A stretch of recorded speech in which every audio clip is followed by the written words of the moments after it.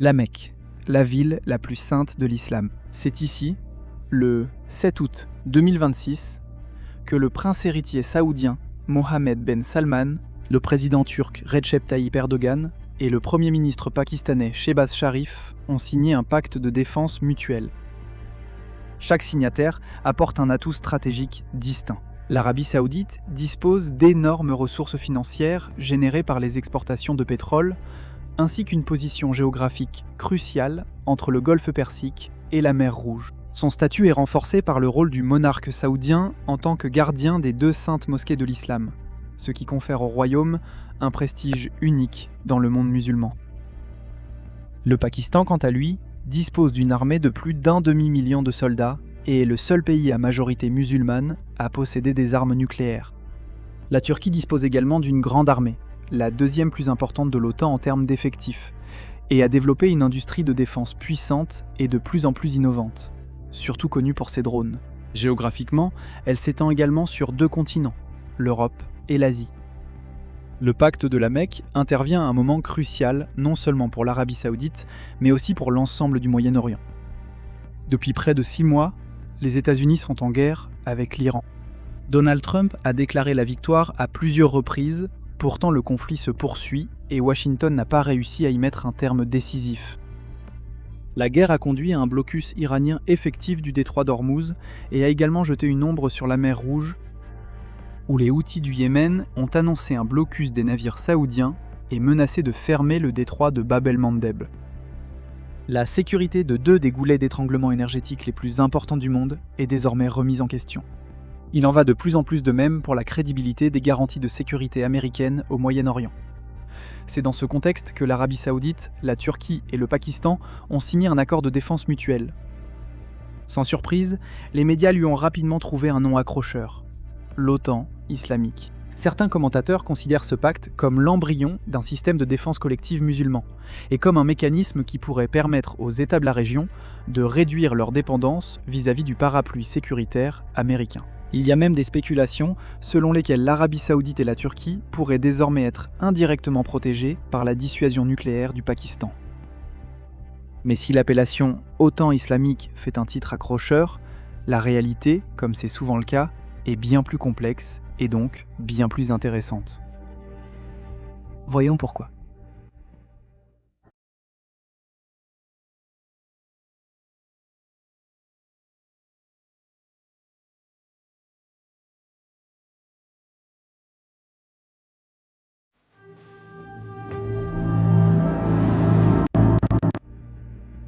Le pacte de la Mecque ne peut être compris indépendamment de la guerre avec l'Iran, et surtout du contexte régional plus large.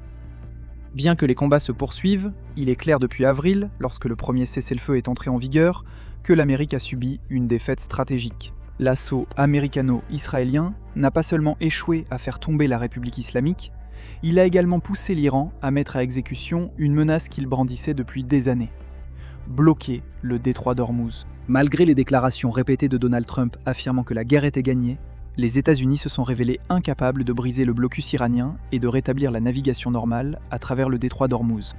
Pire encore, la Maison-Blanche refuse de reconnaître qu'elle a subi un revers spectaculaire dans une guerre qu'elle a choisi de déclencher. La crise du Golfe se prolonge donc, tandis que le président Trump avance des idées de plus en plus déconnectées, y compris la suggestion qu'il pourrait bientôt déclarer Ormuz, je cite, territoire des États-Unis. La guerre avec l'Iran a également laissé une profonde empreinte sur les relations de l'Amérique avec ses partenaires arabes dans le golfe Persique. Le conflit initié par Trump, suivi du blocus d'Ormuz par l'Iran, a paralysé une grande partie des exportations de pétrole et de gaz de la région, générant des pertes se chiffrant en milliards de dollars. Comme si cela ne suffisait pas, les partenaires arabes de Washington ont été directement entraînés dans le conflit lorsque l'Iran a commencé à frapper les bases américaines sur leur territoire, ainsi que des infrastructures locales critiques. Le résultat fut profondément paradoxal.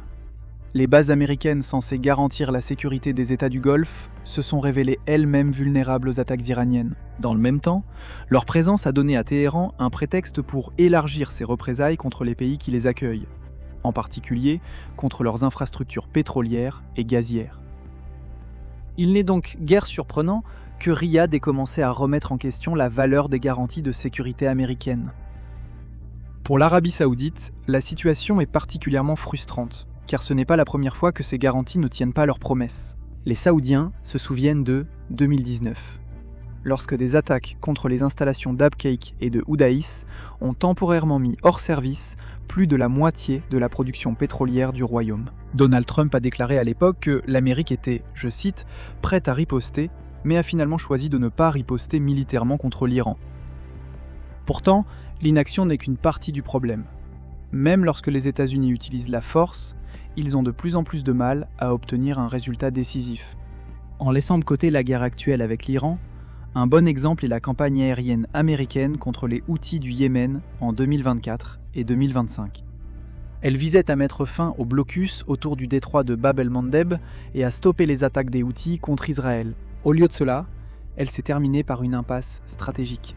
Les doutes saoudiens concernent non seulement la passivité américaine ou l'efficacité décroissante de la puissance militaire des États-Unis, mais aussi la capacité limitée de Washington à contenir son allié israélien. Pour Riyad, le véritable choc est survenu en septembre 2025, lorsque Israël a frappé les dirigeants du Hamas au Qatar. Cet épisode a démontré que ni l'accueil du quartier général avancé du CENTCOM, ni le statut d'allié majeur non membre de l'OTAN n'étaient suffisants pour protéger le Qatar d'une frappe aérienne israélienne. L'érosion de la crédibilité américaine et la détérioration plus large de l'environnement sécuritaire du Golfe ne sont donc pas des phénomènes nouveaux. Riyad a passé plusieurs années à chercher d'autres partenaires et des moyens de réduire sa dépendance envers Washington. C'est pourquoi, en 2023, l'Arabie Saoudite a contourné les États-Unis, accepté la médiation chinoise et normalisé ses relations avec l'Iran. Et en 2025, elle a signé un accord de défense mutuelle avec le Pakistan. La guerre actuelle avec l'Iran a donc moins créé un nouveau problème qu'elle n'apportait à son paroxysme des années de tensions accumulées et accéléré une diversification déjà en cours de la politique de sécurité saoudienne. Le pacte de la Mecque est la prochaine étape de la même stratégie. Ce qui rend cette alliance particulièrement intéressante, c'est que ses membres apportent des atouts très différents, et à bien des égards, ces atouts se complètent les uns les autres. L'Arabie Saoudite dispose d'énormes ressources financières et d'une position stratégique entre le Golfe Persique et la mer Rouge. Dans le même temps, elle reste très exposée aux attaques de l'Iran, des Houthis du Yémen et des milices irakiennes alignées sur Téhéran. Le royaume a besoin de défenses aériennes et antimissiles plus efficaces, ainsi que de partenaires prêts à partager leur technologie. Cela est d'autant plus important que, dans le cadre de la vision 2030 de l'Arabie Saoudite, Riyad souhaite développer sa propre industrie de défense. La Turquie apporte la deuxième plus grande armée de l'OTAN en termes d'effectifs, une vaste expérience du combat et l'industrie de défense la plus avancée et diversifiée du monde libre. Elle produit des drones, des missiles, des navires de guerre, des radars et des systèmes de guerre électronique. Ankara, de son côté, obtient l'accès aux capitaux saoudiens, de nouveaux contrats et une plus grande influence dans le Golfe. En même temps, cela peut aider Riyad à développer son industrie d'armement nationale. Cette coopération prend déjà une forme concrète. En 2023, l'achat par l'Arabie Saoudite de drones Ankichi turcs a été accompagné d'un accord entre Baykar et Saudi Arabian Military Industries. Il portait sur le transfert de technologie, la production locale, les tests finaux, la formation et le soutien technique. Tout cela correspond à l'objectif de Riyad de réaliser localement plus de 50% des dépenses militaires d'ici 2030. Le Pakistan fournit la plus grande armée des trois, une expérience opérationnelle considérable et des liens militaires profonds avec les deux partenaires. Les troupes pakistanaises forment les forces saoudiennes depuis des décennies, et le nombre de soldats déployés dans le royaume a parfois dépassé 10 000. Avec la Turquie, Islamabad coopère dans la construction navale, l'aviation, les drones et les exercices conjoints. Il y a aussi l'arsenal nucléaire du Pakistan. En retour, Islamabad recherche avant tout des investissements saoudiens, des approvisionnements en énergie et un soutien financier, ainsi que des contrats pour sa propre industrie de défense et un rôle plus important au Moyen-Orient. Sur le papier donc, le pacte de la Mecque paraît redoutable. L'Arabie Saoudite, le Pakistan et la Turquie réunissent ensemble près d'1 400 000 militaires en service actif, plus de 3 000 avions militaires, 6 000 chars d'assaut et 344 navires de guerre. Ajoutez l'industrie de défense de la Turquie, les armes nucléaires du Pakistan et la puissance financière de l'Arabie Saoudite, et le potentiel combiné est considérable. Mais additionner simplement les arsenaux nationaux ne crée pas une force militaire unifiée. Ce sont 3 pays avec des priorités de sécurité très différentes. Riyad se concentre principalement sur l'Iran et ses alliés régionaux. Islamabad est préoccupé par sa rivalité avec l'Inde. Ankara s'inquiète de la Syrie, de la question kurde et de sa concurrence avec Israël. La question clé donc n'est pas de savoir combien de soldats ou de chars il possède, mais quelle part de cette puissance chaque signataire serait réellement prêt à utiliser pour défendre les autres. Selon la déclaration conjointe publiée par les membres du pacte de la Mecque, une attaque armée contre un signataire sera considérée comme une attaque contre tous. Cette seule phrase est ce qui a déclenché tout le récit autour, je cite, d'une OTAN islamique. Mais le texte complet de l'accord n'a pas été publié, et les déclarations officielles ne précisent pas les véritables obligations de défense. Nous ne savons pas qui déterminerait qu'une attaque suffisante pour déclencher le pacte a eu lieu. Quelle serait la portée géographique des garanties ? Quel type d'assistance chaque signataire serait tenu de fournir ? Ou si des plans opérationnels conjoints ont été préparés.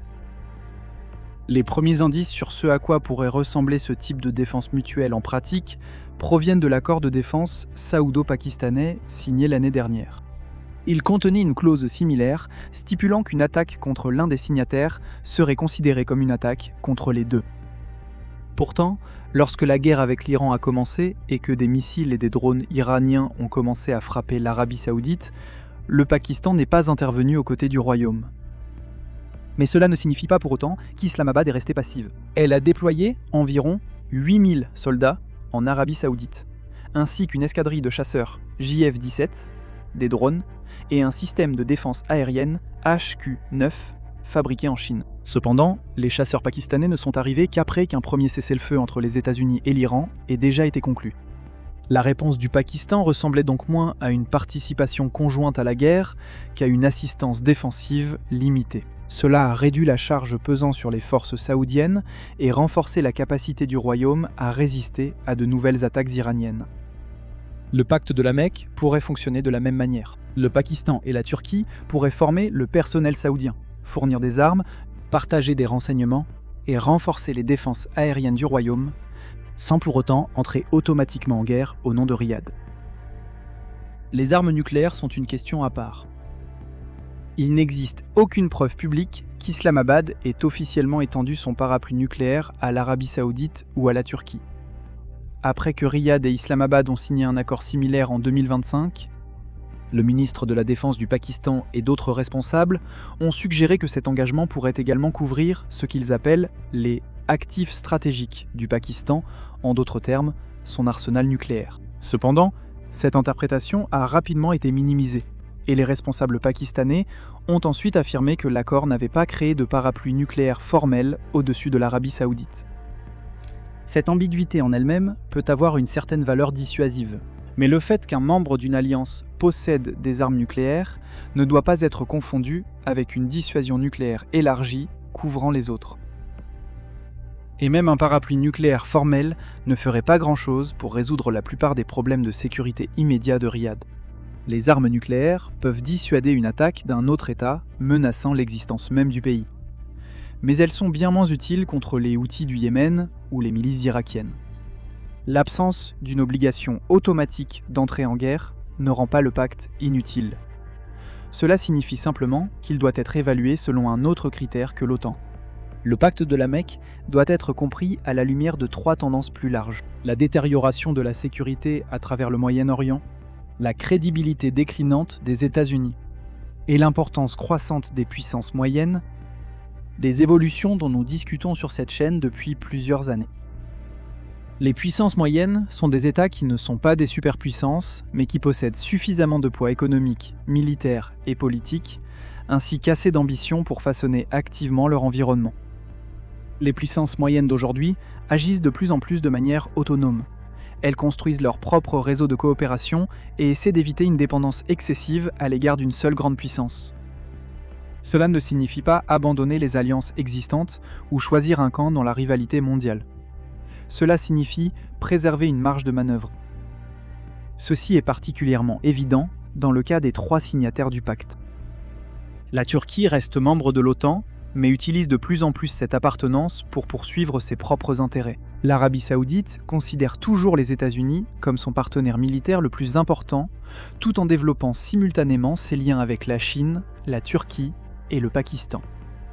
Islamabad entretient un partenariat stratégique avec Pékin, mais essaie également de rétablir la coopération avec Washington et d'élargir son rôle militaire au-delà de l'Asie du Sud.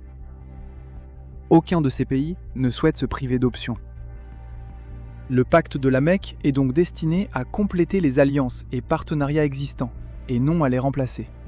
Malgré une série d'erreurs au Moyen-Orient, Washington reste un partenaire attractif, car il offre l'accès à des armements de pointe, des technologies de pointe, du renseignement et l'accès aux marchés financiers occidentaux. Ce qui change, c'est la façon dont les États de la région gèrent leurs relations avec l'Amérique. La coopération avec les États-Unis devient moins exclusive, tandis que leurs partenaires cherchent à réduire leur dépendance aux décisions prises à Washington. Ils ne veulent pas fonder toute leur sécurité sur un seul pays qui pourrait agir de manière sélective, conditionner son aide à des concessions ou entraîner ses alliés dans un conflit, puis ne pas les protéger de ses conséquences. La guerre avec l'Iran a montré que ce risque n'est plus seulement théorique. Au lieu de cela, des puissances moyennes, comme l'Arabie saoudite, la Turquie et le Pakistan, souhaitent une plus grande autonomie stratégique. Cela ne nécessite pas l'autosuffisance ni une rupture avec les grandes puissances. L'objectif est simplement d'élargir l'éventail des partenaires disponibles et des options d'action. Plus Riyad, Ankara et Islamabad ont d'alternatives, plus le prix qu'ils paient pour refuser de répondre aux attentes de Washington est faible. Il convient également d'examiner comment la Maison-Blanche a réagi au pacte de la Mecque. Le président Trump non seulement s'est abstenu de le critiquer, mais il l'a aussi salué. Dans la vision du monde de Trump, le pacte s'inscrit parfaitement dans son insistance de longue date sur le partage du fardeau, les alliés des États-Unis assumant une plus grande part de responsabilité dans leur propre défense et dans la sécurité régionale. Mais il y a un problème fondamental avec cette interprétation. L'Arabie saoudite, la Turquie et le Pakistan assument une plus grande responsabilité, principalement parce qu'ils ont perdu confiance dans l'efficacité du parapluie de sécurité américain. Pour les signataires, le pacte constitue une assurance supplémentaire contre d'éventuels nouveaux échecs des États-Unis. Si les garanties américaines avaient fonctionné comme prévu pendant la guerre avec l'Iran, le besoin d'un tel mécanisme régional aurait été bien moindre. Néanmoins, les États-Unis ne sont pas sur le point de perdre leur position d'acteur militaire le plus puissant au Moyen-Orient. Ce qu'ils perdent progressivement, c'est leur quasi-monopole sur l'architecture de sécurité de leurs partenaires régionaux. À mesure que des arrangements alternatifs se développent, Washington aura plus de mal à utiliser la protection américaine comme levier politique. Avec le temps, cela réduira également son influence sur les décisions prises dans toute la région. L'Amérique conservera les plus grandes capacités militaires, mais il deviendra de plus en plus difficile de traduire cette supériorité en obéissance politique de la part de ses partenaires. Le pacte de la Mecque est donc une expression de l'ère émergente des puissances moyennes. Les États régionaux continueront de coopérer avec les grandes puissances, mais ils sont de plus en plus déterminés à façonner eux-mêmes les modalités de cette coopération. Après avoir examiné la nature de cette soi-disant OTAN islamique, il vaut la peine de se pencher sur ses conséquences régionales concrètes. L'accord affecte non seulement la position de ses signataires, mais aussi les calculs d'Israël, des Émirats arabes unis, de l'Inde, de l'Égypte et de l'Iran. La première implication concerne la normalisation entre l'Arabie saoudite et Israël. Dans les conditions actuelles, il est clair que Riyad n'a aucune intention de poursuivre le grand plan de Donald Trump visant à rejoindre les accords d'Abraham. Il y a seulement quelques heures, Israël pouvait encore être considéré comme un partenaire potentiel pour contrebalancer l'Iran. Mais après la guerre à Gaza, la frappe sur Doha, les invasions du Liban et de la Syrie, et la guerre avec l'Iran, les Saoudiens considèrent de plus en plus Israël comme l'une des principales sources d'instabilité dans la région. Surtout parce que les États-Unis ne sont pas toujours capables ou disposés à retenir leur allié israélien. Le pacte de la Mecque pourrait également approfondir la rivalité entre l'Arabie saoudite et les Émirats arabes unis. Le partenariat saoudo-émirati avait déjà commencé à s'effriter en raison de la concurrence pour savoir quel pays deviendrait le principal centre économique de la région, ainsi que des intérêts divergents au Yémen, au Soudan, en Somalie et dans l'ensemble de la Corne de l'Afrique. Pour Abu Dhabi, une coopération plus étroite entre Riyad et Ankara est particulièrement problématique. L'Arabie saoudite et la Turquie soutiennent bon nombre des mêmes factions au Soudan et dans la Corne de l'Afrique, des factions qui rivalisent avec celles soutenues par les Émirats arabes unis. Du point de vue émirati, le pacte Mecca représente donc clairement un défi. Ce qui est moins clair, c'est comment Abu Dhabi va essayer de le contrer, en réparant ses liens avec Riyad ou en se rapprochant encore plus d'Israël. À ce stade, la deuxième option semble plus probable. L'accord complique également la relation de l'Arabie saoudite avec l'Inde. Riyad n'a certainement pas d'intention d'abandonner ses liens économiques et énergétiques étroits avec New Delhi, mais des engagements officiels envers le Pakistan rendront plus difficile pour le royaume de rester neutre lors de la prochaine crise entre l'Inde et le Pakistan. Dans le même temps, l'Inde a développé des partenariats étroits avec Israël et les Émirats arabes unis, et fait partie du projet de corridor IMEC, qui vise à relier l'Inde à l'Europe via le Golfe Persique et Israël. Le pacte Mecca accentue donc une contradiction déjà existante dans la stratégie indienne, entre sa relation croissante avec les États du Golfe d'une part, et son partenariat stratégique avec Israël, ainsi que sa rivalité avec le Pakistan d'autre part. La position de l'Égypte illustre peut-être le mieux les coûts potentiels liés à l'adhésion au pacte Mecca. Le Caire a participé à une série de consultations précédant l'accord et était largement présenté comme un membre probable. Cependant, au final, il ne faisait pas partie des signataires initiaux. Cela ne signifie pas nécessairement que l'Égypte a totalement exclu l'idée de rejoindre le pacte. Ankara continue de décrire l'Égypte comme un partenaire naturel et affirme que son adhésion dépend uniquement de la résolution d'un certain nombre de, je cite, « questions techniques ». En réalité, le problème est bien plus large. L'Égypte se méfie des engagements qui pourraient l'entraîner dans les conflits d'autres pays. La Turquie est en concurrence avec Israël et reste en désaccord avec la Grèce et Chypre en Méditerranée orientale. Le Caire entretient d'importantes relations avec chacun d'eux, tout en devant préserver son traité de paix avec Israël et l'accès continu à l'aide américaine. Cependant, les implications les plus complexes concernent l'Iran. Depuis des années, Téhéran soutient que la sécurité du Moyen-Orient devrait être organisée par les pays de la région eux-mêmes, sans les États-Unis. Au niveau de la rhétorique, le pacte Mecca semble donc valider en partie l'argument de longue date de l'Iran. Le problème, c'est que Téhéran envisageait un système de sécurité régionale qui inclurait l'Iran lui-même. Le pacte Mecca, en revanche, a été créé en partie en réponse aux attaques iraniennes et aux actions des groupes soutenus par l'Iran. La réaction officielle de Téhéran a été prudente. Le porte-parole du ministère iranien des Affaires étrangères, Ismail Baghaei, a déclaré que l'Iran n'avait aucune raison de craindre le pacte. Et il a soutenu que l'accord reflétait un changement plus large dans la pensée régionale, une volonté croissante des États du Moyen-Orient de compter sur leurs propres capacités.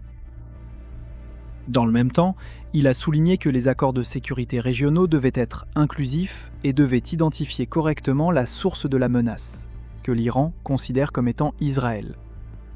D'autres personnalités au sein du système iranien étaient moins conciliants. Ebrahim Rezaï, membre de la Commission de la sécurité nationale et de la politique étrangère du Parlement, a rejeté l'accord comme, je cite, « un pacte uniquement sur le papier, qui n'apporterait pas une véritable sécurité à l'Arabie saoudite ». Les deux réactions illustrent le dilemme de Téhéran. Le pacte renforce le diagnostic de longue date de l'Iran, selon lequel les garanties de sécurité américaines s'affaiblissent. Mais en même temps, il pourrait créer un nouveau défi sécuritaire pour l'Iran lui-même. Ainsi, le pacte Mecca ne signifie pas que les États-Unis disparaissent du Moyen-Orient, ni qu'il faille le comprendre comme une OTAN islamique. Sa véritable signification est qu'il montre que Washington perd progressivement son rôle quasi exclusif dans l'organisation de la sécurité régionale. Ce qui émerge à la place ressemble davantage à un réseau d'accords qui se chevauchent, chacun avec des membres différents et des niveaux d'engagement variés. Les liens bilatéraux avec les États-Unis coexisteront avec le pacte entre la Turquie, l'Arabie saoudite et le Pakistan. À leur côté, des coalitions plus petites et spécifiques à certaines missions émergeront pour répondre aux enjeux de sécurité maritime, la défense aérienne et antimissiles, les infrastructures critiques, des exercices conjoints et la production d'armes. Ce modèle commence déjà à prendre forme. Le 30 juillet de cette année, Riyad a proposé de créer une coalition maritime multinationale pour protéger la navigation en mer Rouge, dans le détroit de Bab el-Mandeb et dans le golfe d'Aden. L'initiative a été soutenue par 14 gouvernements, dont la Turquie, le Pakistan et l'Égypte. Les États de la région n'ont donc pas besoin d'accepter des engagements complets de défense mutuelle pour participer à des missions spécifiques qui servent leurs intérêts. C'est la logique de l'ère des puissances moyennes. L'Arabie saoudite, la Turquie et le Pakistan ne sont pas des puissances mondiales, mais ils disposent de suffisamment de ressources et d'ambition pour construire leur propre partenariat et façonner leur environnement international. Ils coopèrent avec les États-Unis lorsque cela leur permet d'accéder à la technologie, aux armes et aux marchés occidentaux, tout en développant simultanément des canaux alternatifs de coopération. Leur objectif est une plus grande autonomie stratégique, c'est-à-dire la capacité de choisir leurs propres partenaires, instruments et niveaux d'implication. Pourtant, cette flexibilité est aussi la plus grande faiblesse du modèle. Il y a seulement quelques années, la Turquie et l'Arabie saoudite se trouvaient dans des camps opposés dans les conflits déclenchés par le printemps arabe. Riyad a participé au blocus du Qatar, tandis qu'Ankara a envoyé des troupes supplémentaires à Doha. L'Arabie saoudite et les Émirats arabes unis combattaient autrefois ensemble au Yémen. Aujourd'hui, ils soutiennent des forces rivales sur place. Le pacte Mecca n'élimine pas ces contradictions, et rien ne garantit que les partenaires d'aujourd'hui ne deviendront pas les rivaux de demain.